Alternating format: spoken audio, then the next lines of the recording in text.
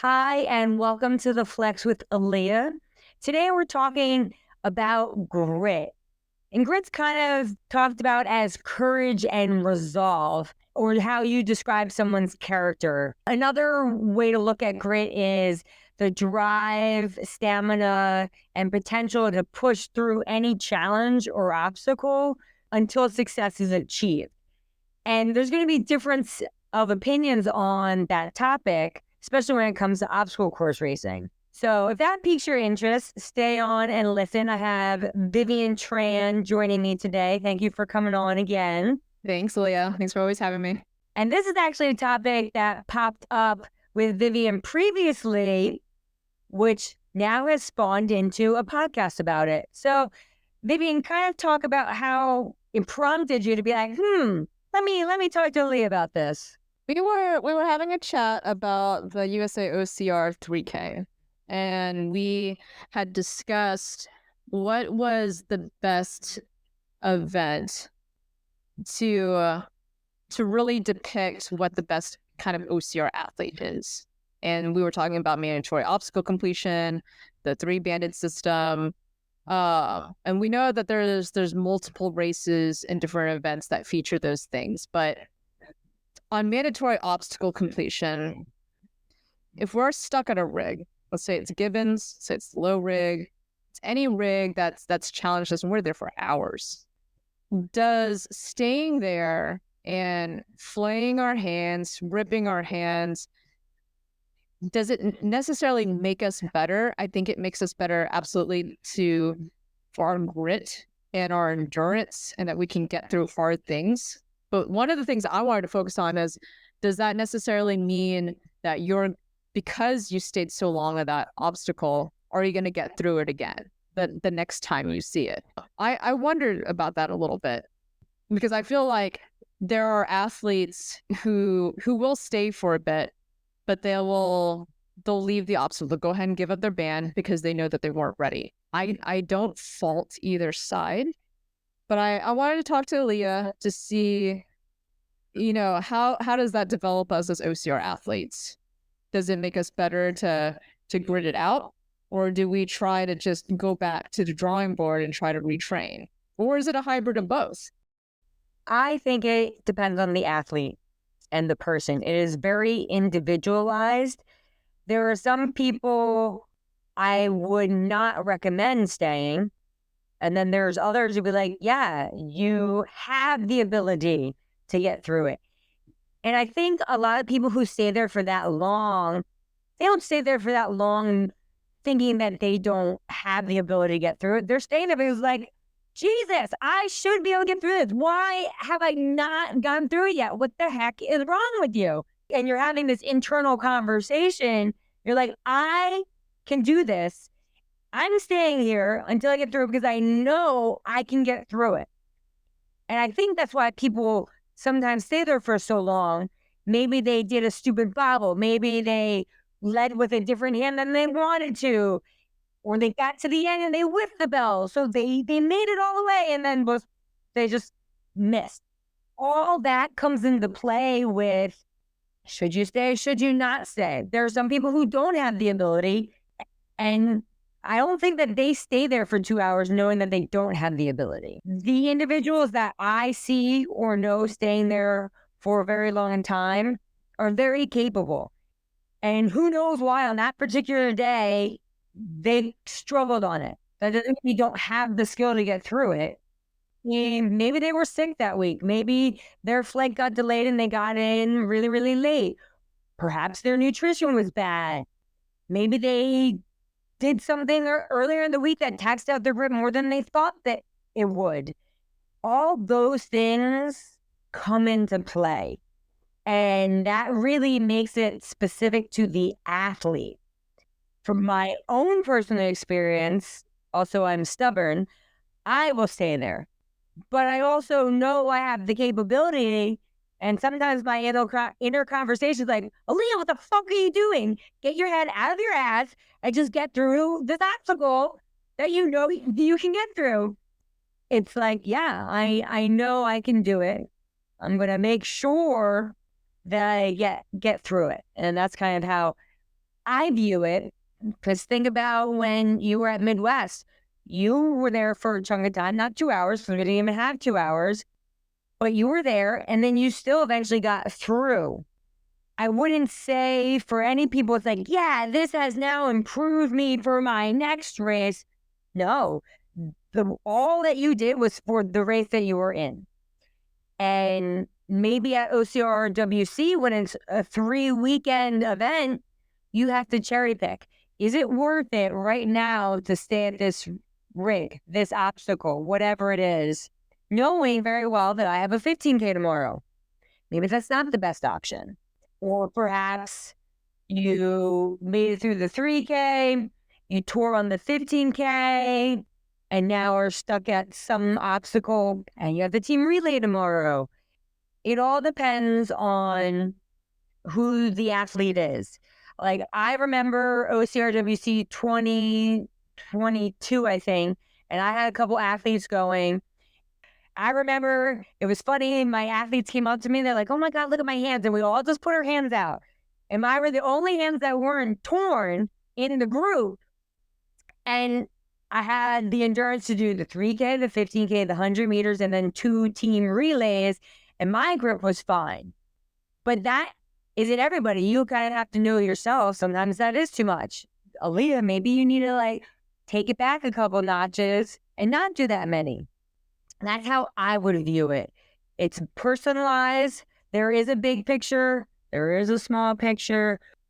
But based on your question, I wouldn't say what you do in that day is going to make you better for the next race. It might make or break your confidence a little bit, which then you can work on in training.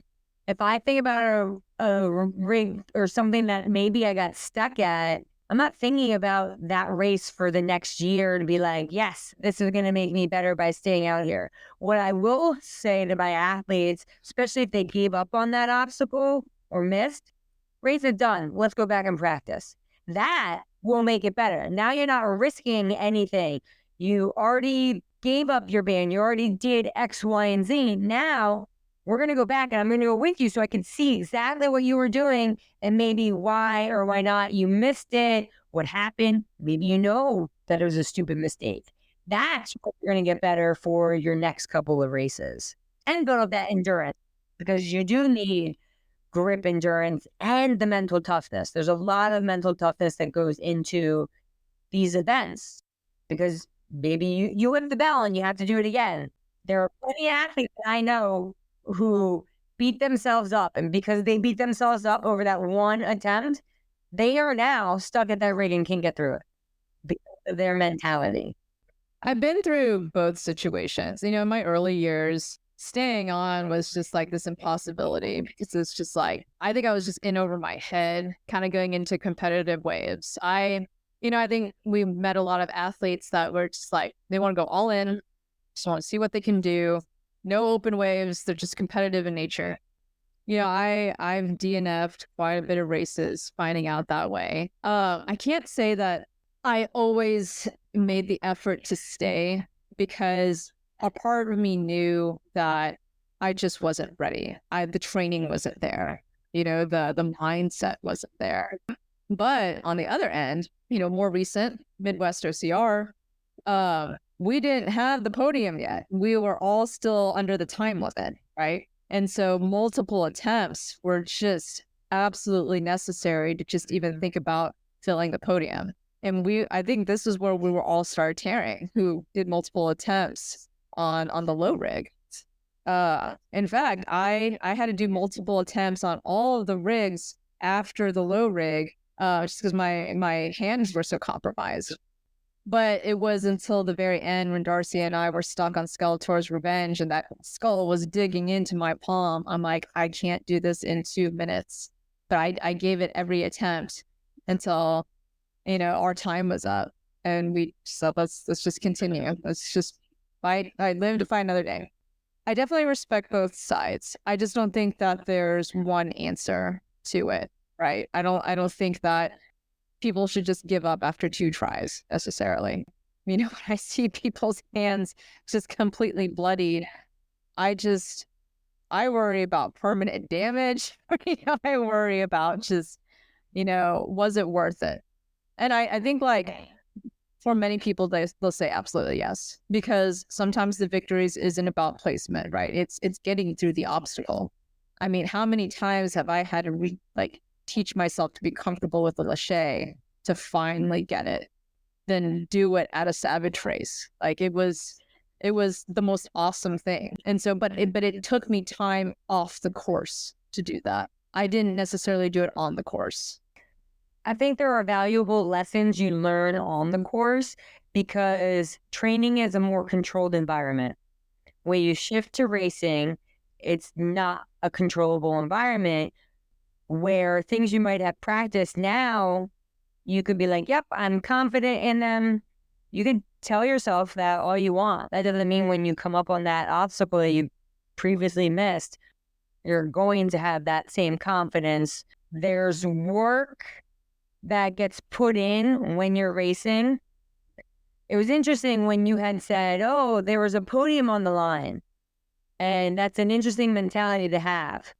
When I race, that's never my mentality. Do I like getting on the podium? Yes. But when I race, I'm racing for 100% completion. Not am I going to be the first person there. Until it's over, that's when I'm like, oh shit, now we can make this happen. I think we agree that there is none that's right or wrong. If someone's going to hurt themselves with these multiple attempts, it's probably not the smartest idea. And I've had this conversation many times with my athletes. Well, how long should I stay there for? There is no time limit. You cannot quantify that. What that answer will be for me is different for you versus person C, D, all the way to Z. It's going to be different. I think what they'll learn when they do stay there is the mental capacity it takes to stay there when you don't necessarily believe you're going to get through it. And there's plenty of races where that is the case when you're going through it. You know, how many times do people come up on a rig and they see all these people stuck there? And they're like, oh, man, and now that seeps into your thinking. And that could have easily affect how long someone's there. I remember when I first started, I remember being in the UK for OCRWC. I didn't rip, but my forearms were like pumped up. I was like, oh my God. And so like you're trying to massage them. I just need a hang. I don't even need a pull to get through this one segment. And I remember whiffing the bell a couple times. I'm like, oh my God. Like, because you just put so much effort into that. And there is value in that aspect if you are a competitor. Not that it's not valuable as a non-competitor, it's just different. Because you're not competing, there is no quote unquote loss as like an open waiver. The effort that you put in is like, meh. And not to say that they're not putting in effort. That's not what I'm saying at all. People who decide to compete, they are there to compete and throw down, bring what they can, whether it's to test themselves, go head to head with certain athletes. There's more on the line or more at stake when you are in those heats than, oh, I don't have a care in the world. I'm in the open wave. If there's no pressure, now, oh, wow, I just did that. Why couldn't I do that in the actual race? Because people do that. They go back in the pressure, like, shit, why was it so easy now? I don't want it to seem that, like, even on the competitive racers, though, that decide to, I don't know, quote unquote, quit early, they didn't give it their all. Like, I don't feel that the literal sweat, blood, and tears, like, it was an indicator that, you tried so hard. Like, some of those people just, they knew that they had to just fight at another time or just be strategic. Like, did it make sense to just try to get through Pegatron at Conquer the Gauntlet? And, if we talked about 100% completion and then fail every single obstacle after that, or is it like, look, I'm going to give up my belt here but I want to see what I can do for the other ones, but I know I'm going to need some grip left. I need to assess, after doing it this many times, can I get through Stairway to Heaven? Can I get through their version of Sawtooth that has rolly bars, and all the other things in between, because that part to me is important too. There is just there's a building block and improvement in that part as well. Like you're not a weaker person just because you didn't stay and rip your hands. Yeah, absolutely not. I agree with that. And that plays to the fact that it's all individualized. There are people, and I've seen it, who do give up and they haven't actually given their effort. That doesn't mean I think less of them. I don't think less of them. Like, man, I wouldn't do that. But I don't think that they're a worse person because they chose that route. They chose what was best for them in that particular moment for whatever reason. I've seen many, I wouldn't say many, but I've seen a number of elites who've given up. Sometimes they don't want to risk their reputation, especially if you're on the top tier. I've seen that where they got to the ring so early and they couldn't do it, and they just walked off the course right there. They didn't even finish. I think that part is character. But that person can choose to do whatever they do. Like it has no impact on me. So what the fuck do I care? But if they are my athlete, then we're going to have a discussion about it because there's something going on that they're either struggling with, whether it's the obstacle, whether it's mindset. Now, they need to sit there and tear their hands up. Absolutely not. That is personal choice. And I do think some people, I mean, we all are like, man, look at my battle scars. And we take pride in that.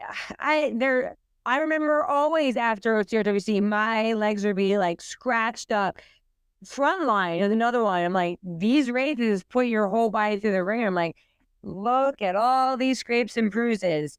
But it's not a comparison of you don't have it. You didn't do hard work. They worked at their level, at their capacity to the best of their ability. And the only person who's going to be able to truly assess that is themselves. So they know they gave up a little too early or shit the bed or chose not to. I know people who've been in that situation where they're like, I just didn't care anymore. I was at a race. It was an ultra and I was not having fun. I didn't have any issues on the obstacles, but I was not having fun. And after so many laps into it, I was like, fuck this. Why am I going to, I have the mental grit. It's not because I can't do it. If I really wanted to stay in this race, I could, but I'm going to be unhappy if I continue this right now. And I'm going to make the choice I finished my lap and then I just didn't go back out again. So technically I finished, I didn't walk off in the middle, but I was like, no, I don't want to do this anymore right now. I don't want to run for 4 more hours. I don't feel like that. Afterwards, I felt like shit. I was like, God, I'm so weak. Why did I do that? But I wasn't having fun. And that trumps it. That trumps it for me. And there's a line there. There's a line because, who's having fun being stuck at an obstacle? Like, nobody's having fun being stuck at an obstacle. They call it like type 2 fun or something like that. Where it's not like actually fun and it's like trying to like get through obstacles and do like hard shit. Yeah. Like it gives us that dopamine. And so it's type 2. Yeah, there's something about it that makes me feel accomplished. Just hard stuff in general. I mean, you've probably been there where people complain. They're like, they have this like battle cry because they're just so enthused and stoked that they got through it because it took every bit of mental energy and effort to make it through there. The times that I've gotten stuck and then get through it the week after, I'm like not functioning because every mental thing in my brain, everything in my brain and my body was focused on getting through. After Frontline this year, the whole week I ate pizza. I was like, I'm so drained. All I can do is eat pizza. And every day I had fucking pizza because I felt so depleted mentally, emotionally, physically, even though there was success on the side of it. But it takes so much out of you. And I'm probably one of those people that when there's nothing left, that's when I feel the greatest. It's this weird dynamic. But when you give your effort, all of your effort, there's something so satisfying about it that I don't think people can explain or articulate to people who don't get it. But when there's someone who does get it. Maybe change my mind. It makes me like regret all of my decisions and like bailing now. It's like, oh, maybe I should have just stayed. No, yeah, you're right. It's definitely individual, and sometimes, yeah, you really have a personal time limit because you gotta get the hell out of there or something, right? You gotta catch your flight. That was me in Frontline the first year. I was like, I got a fucking flight to catch, but you just come back stronger. You figure out ways to come back stronger. And I think that was kind of the point that I wanted to get across, is that people do have different ways of showing their grit and determination, their courage. I probably lean more a little bit on the if I wasn't ready, I'm probably going to give it several multiple attempts, and then I'm going to have to keep moving on. And that's just me. That's just me, because I feel like you should be able to get it through like the first time, to keep moving, especially if you're in the middle or the beginning of a race. And I have so much more race left. I want to challenge you on that. So you've come to an obstacle, you've missed, and you're like, oh, I'm not ready for this. If you actually felt like you were not ready, why did you sign up for that race? That's true. I mean, that's a lot of people though. Like, it's their, like, they've only run Spartans, and then they're like, okay, and we're going to go into like the world obstacle or, mandatory obstacle completion series, world series, or national series. And, they want to challenge themselves. I think everybody wants to challenge themselves. And then, but whenever they see like the challenge is too overwhelming, like, do you go back to the drawing board or do you stick it out? And I don't know. I think for me, it's just like, I like to come prepared, but I like to also, like what you had mentioned before, be able to find ways to maneuver and adapt. And if I have a weakness there, and I'm not, like when I say multiple times, I'm not just doing two and just that giving up.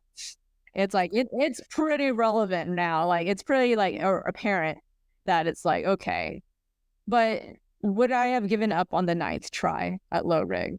No. I think I had it in me to get it 10 times. Like, I had to. Especially after seeing you and Yaris get through it. And I don't know, something switched in me. That is just like, now's the time. Like, I don't know, I don't care how you hold those nunchucks and that you're getting through.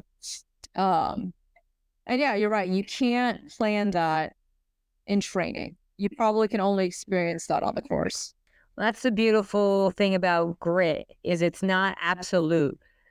Because someone stayed there for 2 hours, whether they make it or not, they had the mental fortitude, stamina, whatever to get through it. But grit is also not giving up until you've achieved success. So those people who keep showing up to those races are just as gritty and nasty as the people who are staying there for 2 hours, because you're waiting a whole year with that cloud of, oh, I didn't get through that, and now I have to wait a year before I can face it again. Like, that's a whole nother animal, but that's just as gnarly and gritty as fighting through it for 2 hours. It's the same thing. So that's just like Chris. He shows up to Frontline every year determined to get through that race. And he and I have had discussions about it too, where it's like, well, if you feel like you have the ability, what do you need to work on? Why do you think you didn't get through it? X, Y, and Z, blah, blah, blah, blah. Every year he shows back up and to get kicked in the balls by Frontline. But it's because there's that challenge, and when he gets through it, it's going to be fucking epic. It's going to be amazing. It will be amazing. He has the ability. And sometimes you see somebody go through it. Like, I remember when I got through this year, in my head, I was like, maybe he's going to try one more time. And now he's going to get through, because you just saw someone go through it. I didn't say anything to him because, I still had the shit I had to do the rest of the race. And later he was like, I thought about doing it. I was like, you should have done it. Just never know. Because there's so many times I'm like, this is the last time. This is the last time. It's never the last time. The only time it's the last time is after I get through it. The time I got through that, we'll call it the quote unquote official one, that I got through, it was like, okay, this is the last one. And I was like, of course I got through this fucking what? Because it's like, couldn't you have just done that a little bit ago if you had the ability to do it now? And obviously, depending on who you are and the situation, feel so elated afterwards. And who knows why you bobbled or struggled. You can hypothesize that all you want. But I think it's going to come down to pretty much, are you ready for it? I just don't like that turn of phrase. But if you believe you can get through it, work there. And then, of course, all that training stuff is imperative. Now, I think this sounds like the type of athlete you are, and I know the type of athletes like this. Like Chris is one, and I try to get him out of his shell. You are never going, unless you do a Spartan race, when you go to races, you don't know what you're going to get. And you have to be prepared to be unprepared. And a lot of athletes try to recreate the exact obstacle that they have seen or struggled with. And it's like, great, you got through it in training. Now you go to the race, they just changed it up. And you're like, oh my God. I don't think that helps. The best thing from a training perspective, when you're working to try to now accomplish something that you gave your band up on, is creating the diversity. I think I had one of my clients one time, I was like, they had a whole bunch of grips. And I said, tell your husband to go put them up. You have to go out. Whatever he puts up is what you're going to do. So that, and then I was like, okay, now without seeing it, go do, I forget what it was, like do this 400, 2 burpees, 200, come in and do it. And now you're blindsided. You have to take it as is.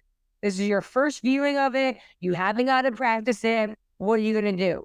Because independently, you've probably done all of those grips before. You've done the ring, you've done the anchor, you've done the I-beam, you've done the Y, you've done all those weird things. They're just in a different configuration.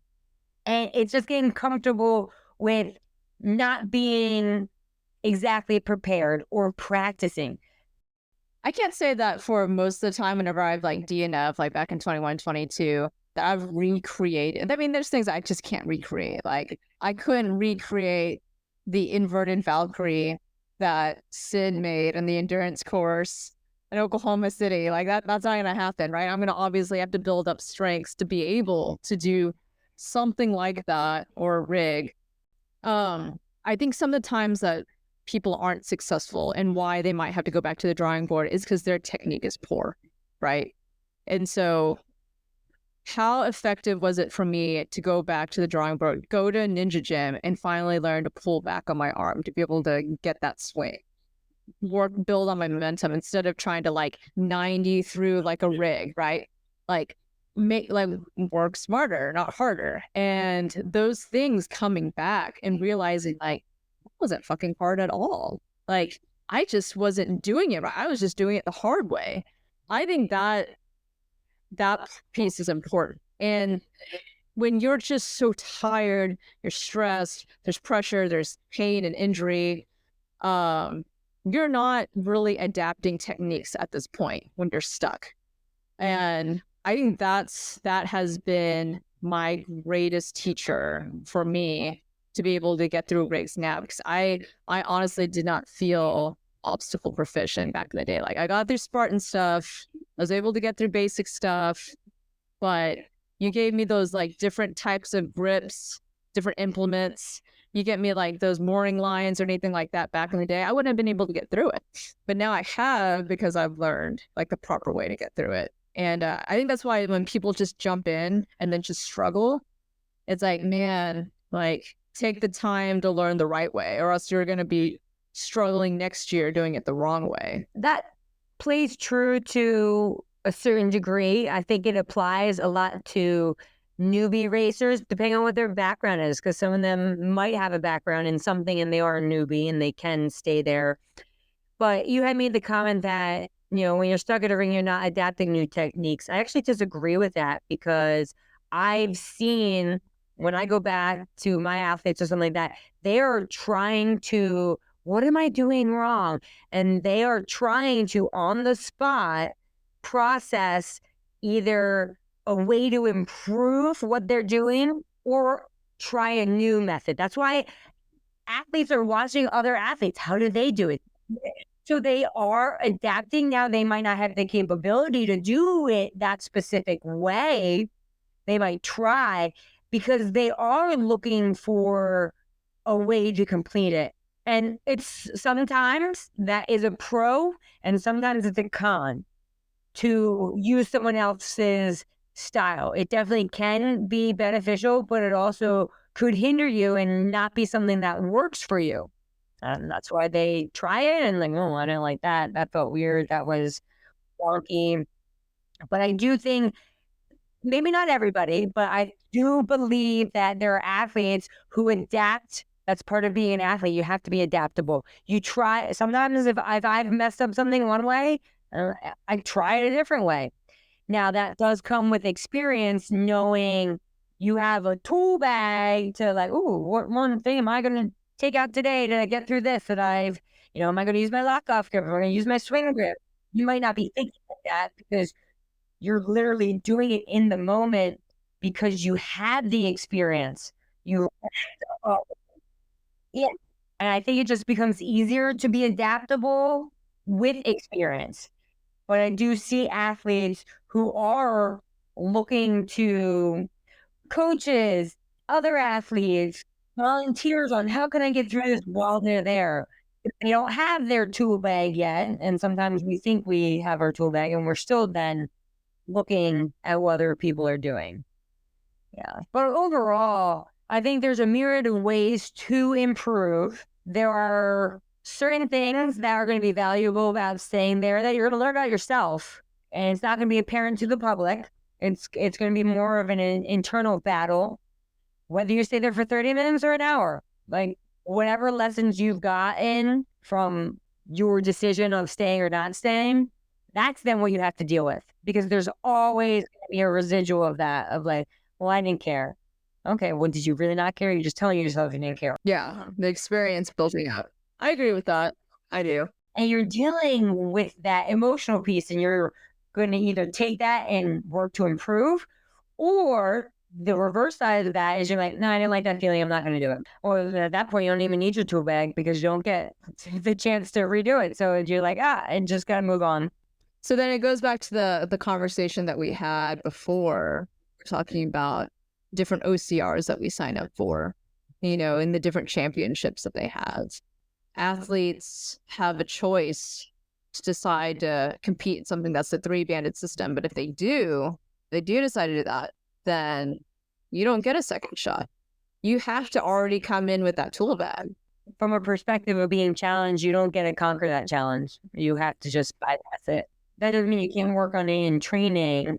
I think there's a feeling of success that you miss from that style of racing. Doesn't mean it's wrong or right, but I don't think it's, obviously it's rewarding to win, but I don't think that, miss, move on is as rewarding as the ones that you have to actually work through, personally. So that's kind of great in a nutshell. It's that resolve, working through, whether it's in the moment or something long term. Is there anything else you want to say about this topic or grit? No, I think, we covered a lot. It's just something that's been on my mind for a while, and just wondering, like, people's approaches, my own personal approaches, how do we decide what grit is, and where does it come into play as we develop as OCR athletes? Grit always shows up in different ways per each athlete. That's the beautiful thing about it. It's never identical. There's similarities and crossovers, but it's flexible. Well, thank you so much for joining me today, Vivian. It was a great topic. Is there anybody you want to shout out to? Yeah, thanks for having me, Leah. Well, let's shout out to Chris for hopefully getting frontline, getting through that vest collector next time. Yeah, Chris, you're going to kick it in the balls. It's not going to kick you in the balls this time. No, he puts in a lot of work to get through, and being there, like, I can't see exactly what happens, but I would love to be able to help in whatever way, because watching people struggle is just so heartbreaking sometimes. Well, appreciate you joining. It's always a pleasure, Vivian. Thank you. And we will catch you next time on The Flex with Aaliyah. Be sure to like, follow, share, subscribe, whatever your fancy, and we'll catch you next time. Bye.